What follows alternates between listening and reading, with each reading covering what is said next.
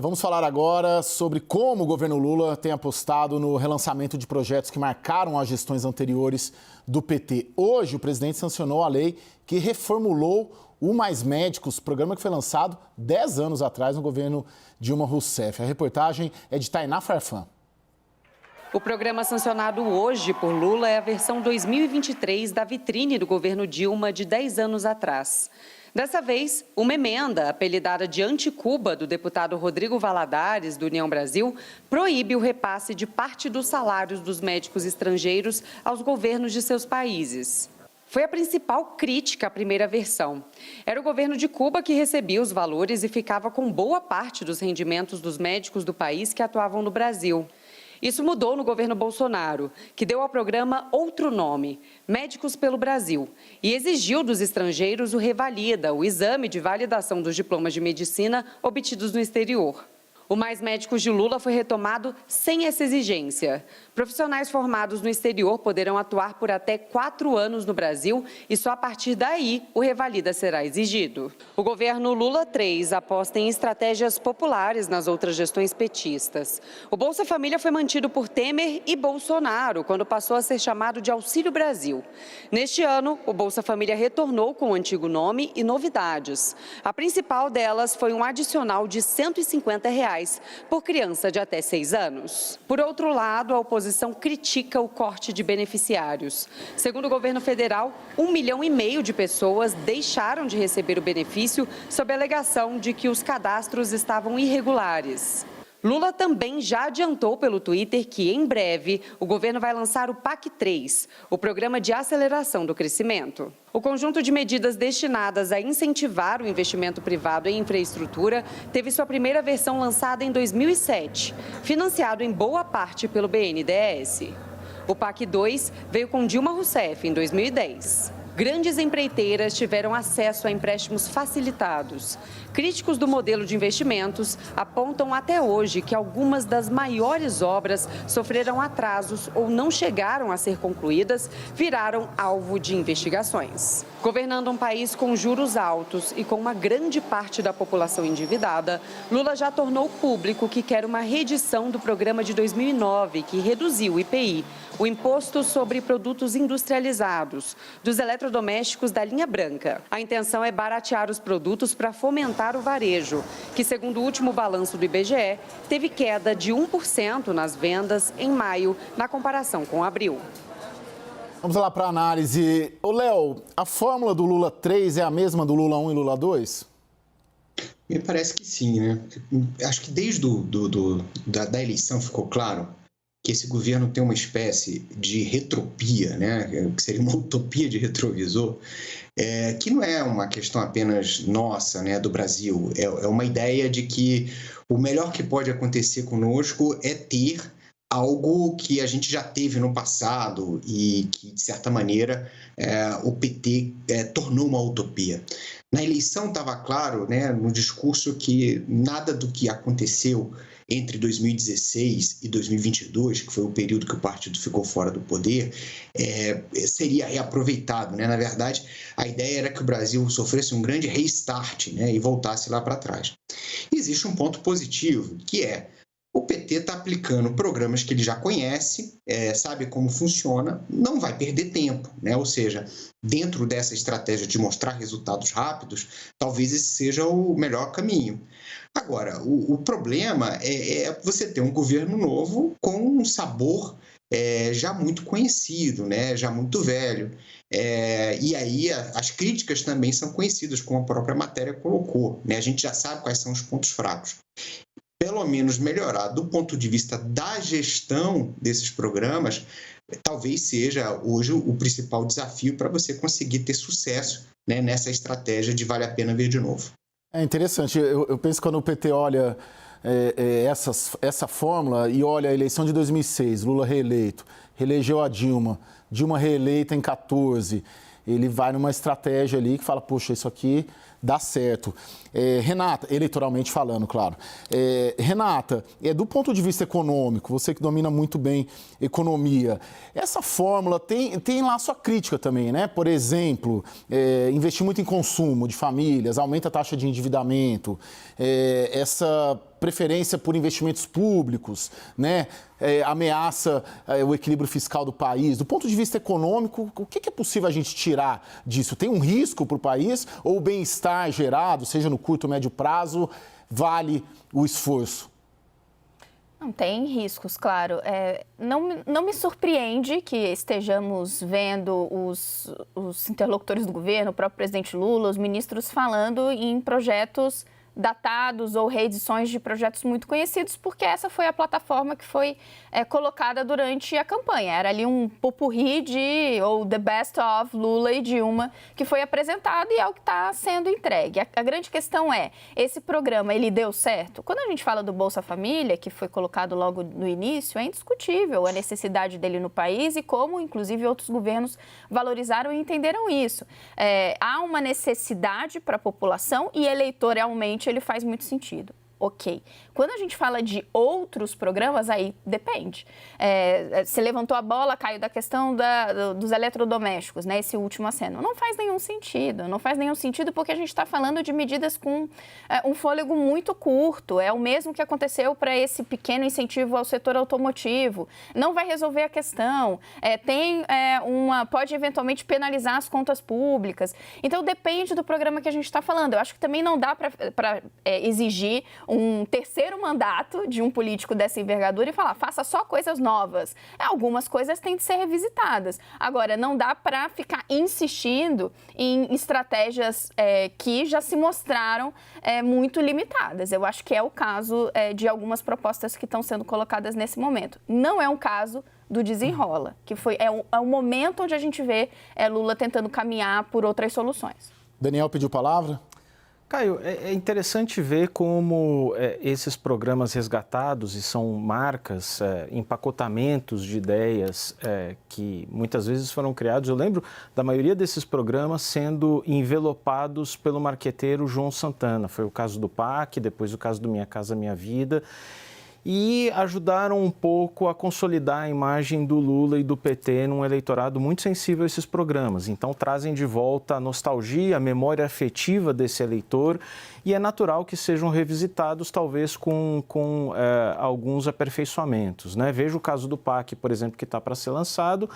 Lula, há 2 semanas, foi à Bahia inaugurar, na verdade, lançar a pedra fundamental de uma obra da ferrovia de integração Oeste-Leste, dizendo que ela precisa ser entregue em 2026, vai fazer parte do PAC. Essa ferrovia lá atrás, no PAC 1 estava prometida para 2010. Então, você vê como as coisas andam, né?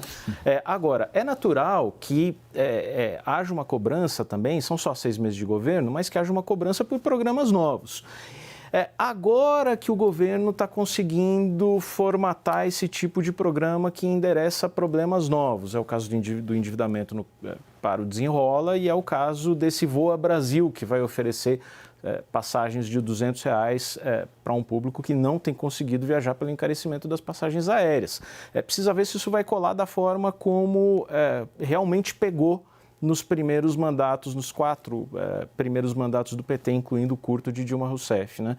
Agora, realmente, outros governos, caso do Temer e caso do Bolsonaro, jamais conseguiram criar marcas tão fortes e tão produtivas eleitoralmente como foi o caso do PT nos 4 mandatos que teve. Não, exatamente. Isso que eu ia colocar até para o Leonardo. A esquerda, talvez, ou o PT, talvez é mais competente nisso, na envelopagem, no marketing, na comunicação política dessas vitrines, ou a direita que ou não sabe comunicar isso, ou não sabe fazer isso também, né? Por que passamos aí, os governos de direita, vamos considerar aí essa era Temer-Bolsonaro, né? Porque, assim, quando a gente pensa em marcas, né? A gente vai rememorar em marcas políticas, essas marcas dos marqueteiros políticos, do Duda Mendonça e por aí vai, João Santana. Onde que está essa diferença da esquerda com a direita nesse aspecto? Acho que a primeira diferença é a disposição de intervir na economia e na vida das pessoas, né? Seria muito difícil pensar no Paulo Guedes avalizando um programa de pagar passagens de R$200, né? Passagens aéreas de R$200. Então, assim, você tem uma questão que é ideológica, né? Também, assim, você tem o governo Lula muito mais disposto a apresentar programas, a colocar recursos públicos, né? Muitas vezes até com todas as reticências possíveis por conta da falta de resultados de longo prazo, mas a esquerda tem mais disposição disso. Agora, a esquerda também ela é mais ufanista, né? E aí tem uma questão que eu acho que é interessante sobre a reedição desses programas. Esses programas eram um grande sucesso para a população ou eram um grande sucesso para o próprio governo? E aí eu lembro das manifestações de 2013 e um texto do Mário Prata, onde ele dizia assim: o governo diz que tudo melhorou, mas as coisas continuam muito ruins, né? Continuam horríveis. Então, a gente tem que ver se essa lembrança afetiva ela está na população mesmo, né? E aí a gente vai ver resultados, enfim, para as pessoas, ou se essa é uma memória efetiva do próprio governo, né? Ele acredita muito mais nessas soluções do que a própria população. E enfim, a gente vai tirar a prova dos 9 nesse terceiro mandato. Exatamente. E tem a questão da polarização política, de alguma maneira, porque força o governo a já pegar o que mais ou menos está pronto, uma ideia velha, repaginado, que você entrar dentro de uma nova formulação, né? A pressa é maior hoje, né? Nesse pós-bolsonarismo, nesse regime conflagrado, polarizado da política. Agora eu queria lançar, está tendo muito, e você coloca um pouco isso, Léo, está tendo muito debate sobre a teoria da sorte, né? Os bons indicadores econômicos agora, a deflação, revisão para cima do PIB, dólar mais baixo, é culpa ou mérito, né, de quem? É do governo Lula ou recebeu isso de alguma maneira do governo anterior, ou é conjuntura internacional? Então eu vou tentar, a gente tem pouco tempo, mas vou pedir brevidade, mas eu queria saber se o Lula tem sorte, se sorte é virtude, ou se de fato o governo conseguiu criar e confirmar boas expectativas e isso acaba tendo impacto na economia, começando por você, Renata. Existe um trabalho que está sendo bem feito, isso é consenso, quando a gente olha tanto interlocutores aqui em Brasília que estão observando o governo e falam, não, olha, o Ministério da Fazenda está fazendo um bom trabalho, quanto a gente vê isso também saindo de analistas do mercado financeiro. Então, houve uma habilidade em colocar para andar em 6 meses pontos importantes, tirar inseguranças da frente, incertezas, e isso contribui. Existe um azar muito grande, eu diria, se for para colocar nessa ordem de coisas, da gestão anterior, porque Jair Bolsonaro chegou ali ancorado nessa agenda liberal, né, choque de liberalismo, Chicago Olds de Paulo Guedes, que já seria extremamente desafiador para um ambiente de Brasília que não é afeito a essa agenda, e veio uma pandemia que embaralhou toda a história, né? Além disso, uma inabilidade política de tocar uma agenda que ela é naturalmente impopular. Então, essa comparação, ela acaba facilitando esse ambiente positivo para o governo atual. Por fim, para te devolver, Caio, e aí entrando um pouco no que você estava debatendo sobre os programas, né? Há um aspecto que eu acho importante da gente observar, que a esquerda está mais tempo no poder do que essa experiência de direita, né? Considerando que o governo Fernando Henrique Cardoso não foi um governo de direita, mas está mais tempo no poder, testou mais programas. E existia aí, de novo, eu acho que o negativo é importante. Sim, um problema muito central do governo passado também de conseguir comunicar o que ele fazia. Então, se a gente for pegar a digitalização, que o governo passado foi muito bem, quem sabe disso, né? Hoje a gente tem tudo no celular e isso não virou uma marca. Então, o que se fez não se comunicou. E aí, Daniel, é sorte ou é trabalho? Caio, tem alguns fatores que precisam ser bem analisados. Por exemplo, o grande destaque do PIB no primeiro trimestre, que elevou as projeções do ano ali para a faixa de 2,5%, 3%, tem a ver com o destaque do agro, o crescimento fantástico do agro no primeiro trimestre, de 20% na comparação com o ano passado, que não tem nada a ver com este governo.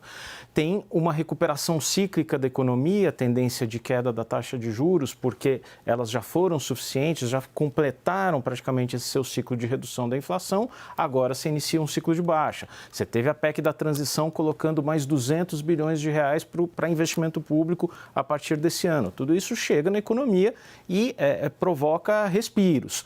O governo tem, obviamente, seus méritos, passou uma agenda legislativa importante, destaque, obviamente, para a reforma tributária, o PL do CARF, arcabouço fiscal, que não dá um rumo absolutamente claro para a relação dívida-PIB, não baixa o endividamento, mas evita os piores cenários. Então, tudo isso provocou algum alívio.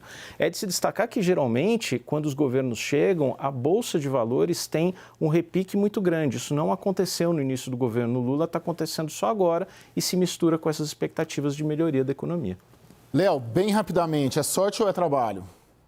Eu acho que a sorte do Lula foi que ele não conseguiu fazer o que ele queria, né? Porque por ele teria havido um nível de gasto público, baixaria juros na marra, trocaria presidente do Banco Central. Então eu acho assim, que a sorte do país foi que as instituições funcionaram, né? E embora o Congresso tenha sido leniente, né, e oferecido bastante recurso para esse governo, que vai poder chegar até 2026 sem reduzir a relação dívida-PIB com esse novo arcabouço fiscal, mas ao mesmo tempo manteve, né, a autonomia do Banco Central, enfim, fez questão de moderar o discurso econômico do governo. Então, acho que se alguém teve sorte, talvez tenha sido o Brasil, porque o Congresso moderou. Acho que o impulso inicial do governo, do presidente Lula, que eu acho que poderia ser bastante perigoso para o país.